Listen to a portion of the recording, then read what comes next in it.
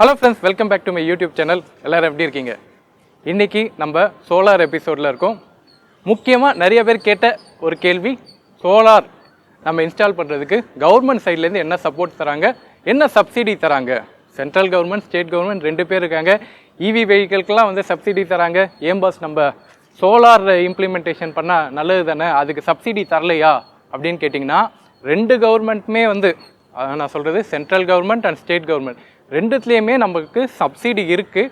அதில் என்ன பிரச்சனை, என்ன அப்ளை பண்ணுறதுல அதில் பிரச்சனை வருது, இப்போ புதுசாக சென்ட்ரல் கவர்மெண்ட்லேருந்து சோலாருக்கு என்ன சப்சிடி கொடுத்துருக்காங்க அப்படின்றது நம்ம ரொம்ப டீட்டெயில்டாக இந்த வீடியோவில் பார்க்க போகிறோம். நம்ம வீடியோவை இப்போ தான் நீங்கள் ஃபஸ்ட் டைம் பார்க்குறதா இருந்தால் சப்ஸ்கிரைப் பண்ணிக்கோங்க. கூடவே அந்த பெல் ஐக்கானை கிளிக் பண்ணிங்கன்னா நான் போடுற ஒவ்வொரு வீடியோவுக்கும் உங்களுக்கு நோட்டிஃபிகேஷன் வரும். வாங்க வீடியோக்குள்ளே போகலாம். இப்போ நம்ம சோலார் இன்ஸ்டலேஷன் சப்சிடியை பற்றி பேசுகிறது எல்லாமே வந்து ஆன்கிரிடு, ஆஃப் கிரிட் கிடையாது. ஆஃப் கிரிட்னா நீங்கள் தனிப்பட்ட கவர்மெண்ட் சப்போர்ட்டு அந்தளவுக்கு ஆஃப் கிரிட்டில் கிடைக்காது. பட் ஆன் கிரிட்டில் நீங்கள் போனீங்க அப்படின்னா உங்களுக்கு கவர்மெண்ட்டுக்கும் அவங்களுக்கு ஆதாயம் கிடைக்குது, உங்களுக்கும் அவங்ககிட்டேருந்து ஒரு சப்போர்ட் கிடைக்கும். இப்போ கவர்மெண்ட் சைட்லேருந்து என்னெல்லாம் ப்ராக்டிஸில் இருக்குது, என்னெல்லாம் சப்சிடி வந்து இனிஷியேட்டிவ் பண்ணியிருக்காங்க அப்படின்றத நம்ம ஒன்று ஒன்றா பார்ப்போம். ஃபஸ்ட்டு நம்ம தமிழ்நாடு எலக்ட்ரிசிட்டி போர்டு, அதாவது தமிழ்நாடு கவர்மெண்ட் நமக்கு என்ன சப்சிடி கொடுத்துருக்கு அப்படின்றத பார்ப்போம். அதில் ஒரு சிக்கலும் இருக்குது. ஃபஸ்ட்டு சப்சிடி என்ன கொடுக்குறாங்க அப்படின்றத நம்ம பார்ப்போம். சரி, நான் இப்போ தமிழ்நாடு கவர்மெண்ட் சப்சிடி டீட்டெயில்ஸ் வந்து நீங்கள் நான் போடுறேன், ப்ளஸ் நான் உங்களுக்கு எக்ஸ்பிளைனும் பண்ணுறேன். இவங்க என்ன சொல்கிறாங்கன்னா, இந்த சைட்டை வந்து நான் டிஸ்கிரிப்ஷனில் கொடுக்குறேன், கீழே வந்து நான் அந்த சைட் அட்ரஸ் கொடுக்குறேன், வேணும்னா ரெஃபரன்ஸுக்கு போய் பார்த்துக்கோங்க. ஸோ இப்போ நீங்கள் வந்து 1 கிலோவாட்ஸ் பேனல் நீங்கள் வந்து ஆன்கிரிட் சிஸ்டம் எடுக்கிறீங்க அப்படின்னா 41,470 rupees ஆகும் ஓவரால் காஸ்ட்டு. அதாவது இவங்க சொல்கிற காஸ்ட்டு ஆக்சுவல் காஸ்ட்டு கிடையாது. அதில் ஒரு சிக்கல் இருக்குது, அந்த சிக்கல் நான் சொல்கிறேன். இது வந்து தமிழ்நாடு கவர்மெண்ட் மூலிமா நீங்கள் அப்ளை பண்ணி நீங்கள் போனால் இந்த ப்ரைஸு 41,470 rupeesக்கு 1 கிலோவாட் நீங்கள் போடலாம். அதில் வந்து 40% வந்து உங்களுக்கு சப்சிடைஸ் ஆகுது. அப்போ உங்களுக்கு 16,588 வந்து உங்களுக்கு மைனஸ் ஆகிடும். அந்த 40% ஆஃப் 41,470 வந்து உங்களுக்கு 16,588. ஸோ இது ரெண்டுத்தையும் சப்ராக்ட் பண்ணால் நீங்கள் கட்ட வேண்டியது பார்த்தீங்கன்னா உங்களுக்கு 24,882 1 கிலோவாட் பேனல். ஸோ இப்போ இருக்கிற ரேட்டுக்கு 1 கிலோவாட் நீங்கள் அட்லீஸ்ட் போடணும். ஆஃப் கிரிடு இல்லை ஆன்கிரிடு, ஆன்கிரிட் போனால் இன்னும் காஸ்ட்லி ஆகும். அட்லீஸ்ட் ஒரு 1 லட்ச ரூபா கிட்ட செலவாகுது.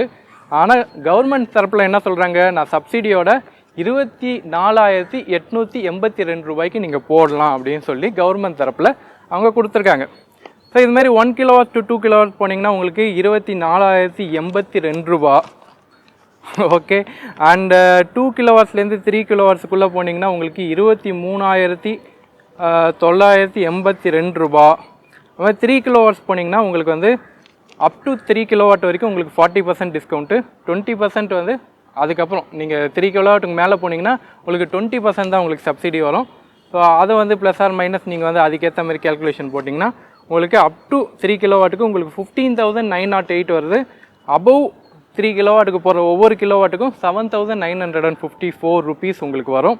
அதே மாதிரி 10 கிலோவாட்ஸ்லேருந்து 100 கிலோவாட்ஸ் போனீங்கன்னா அதே தான் உங்களுக்கு வந்து இன்னும் கம்மியாகும். அப்போ உங்களுக்கு 20% தான் உங்களுக்கு எலிஜிபிள். அப்போ உங்களுக்கு 7,234 rupees தான் உங்களுக்கு சப்சிடி கிடைக்கும். அதுக்கப்புறம் 100 கிலோவாட்டுக்கு மேலே போனீங்கன்னா அதெல்லாம் நம்ம யூஸே போகிறதில்ல, அதெல்லாம் இண்டஸ்ட்ரியல் பர்பஸுக்கு அவங்க யூஸ் பண்ணுறது. ஓகே, ஸோ நம்ம யூஸ் பண்ணுற கேட்டகரியில் பார்த்திங்கன்னா நமக்கு மேக்ஸிமம் சப்சிடி 16,588 rupees நம்மளுக்கு கிடைக்குது. நம்ம அதிகபட்சம் கட்ட போகிறதே பார்த்திங்கன்னா 28,882 rupees தான் நம்ம கட்ட வேண்டியது இருக்கும் சப்சிடி போக. ஸோ இதில் என்ன பிரச்சனை அப்படின்னு பார்த்தீங்கன்னா, ரூல் நல்லா தான் இருக்குது, இதை நம்ம ஆஃப் பண்ணால் நம்மளுக்கு ரொம்ப கம்மி செலவுலேயே நம்மளால் சோலார் இன்ஸ்டால் பண்ண முடியும். ஆனால் இது நடைமுறையில் இந்த சப்சிடி இருந்தாலுமே இது வந்து நடைமுறையில் ஒத்து வராத ஒரு பிளானாக இருக்குது.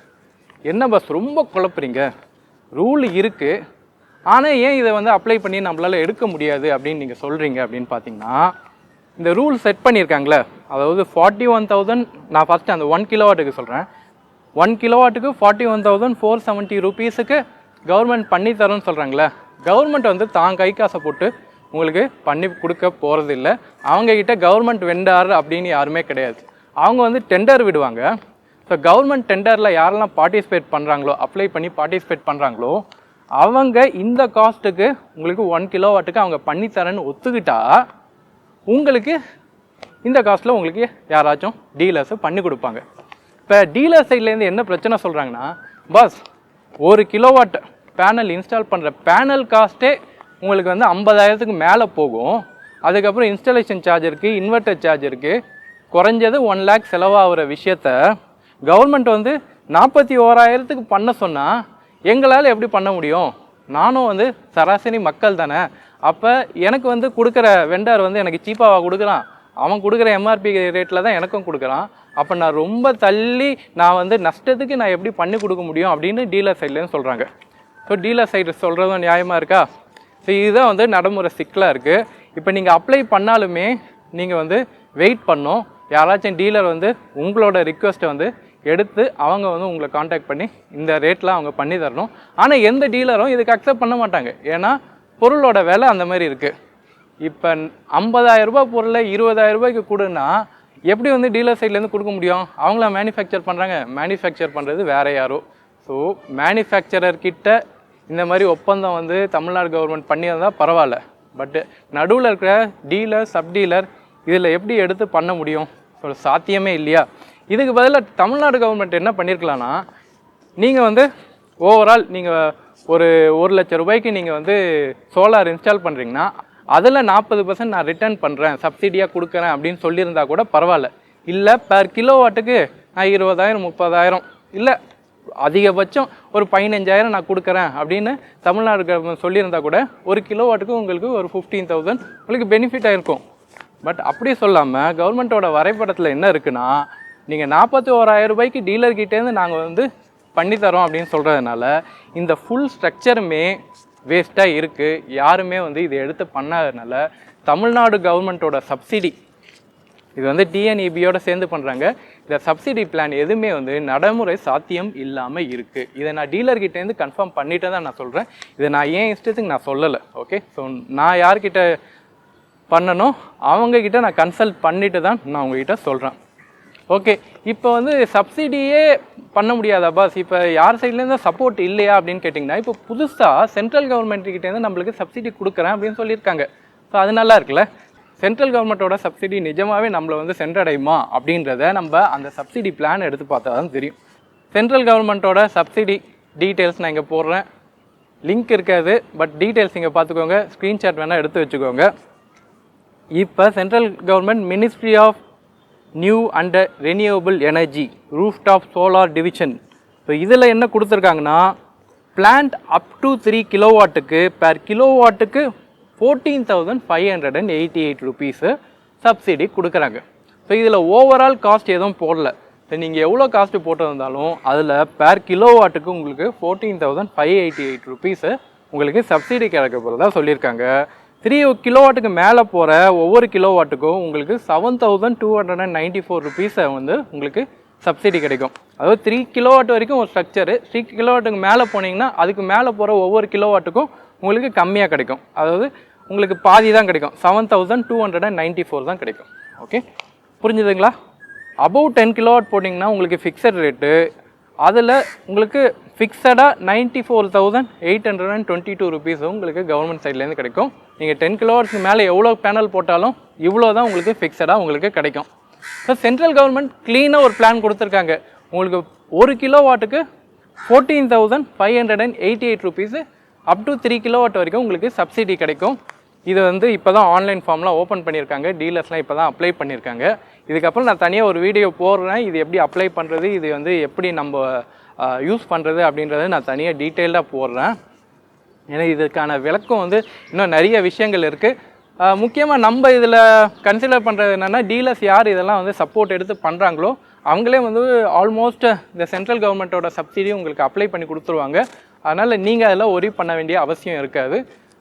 மோஸ்ட்லி இப்போ தமிழ்நாட்டில் நான் கேட்குற வரைக்கும் இந்த பிளானை எக்ஸிக்யூட் பண்ணலாம் அப்படின்ற மாதிரி டீலர் சைட்லேயும் சொல்கிறாங்க.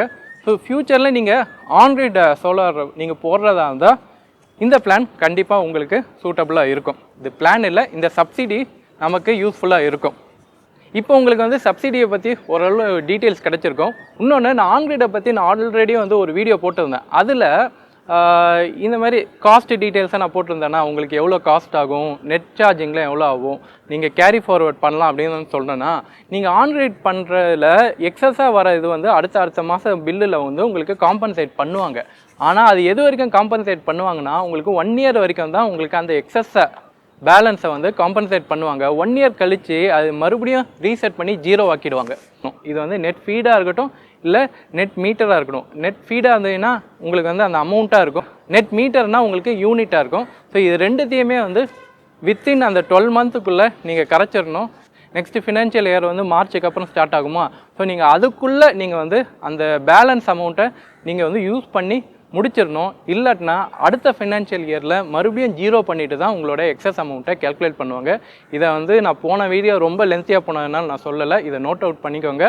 இந்த வீடியோ உங்களுக்கு பயனுள்ள தகவலை தந்திருக்கும் அப்படின்னு நான் நம்புகிறேன். இந்த வீடியோ பிடிச்சிருந்தா லைக் பண்ணுங்கள், ஷேர் பண்ணுங்கள், மறக்காமல் சப்ஸ்கிரைப் பண்ணுங்கள். Okay, thank you, bye bye.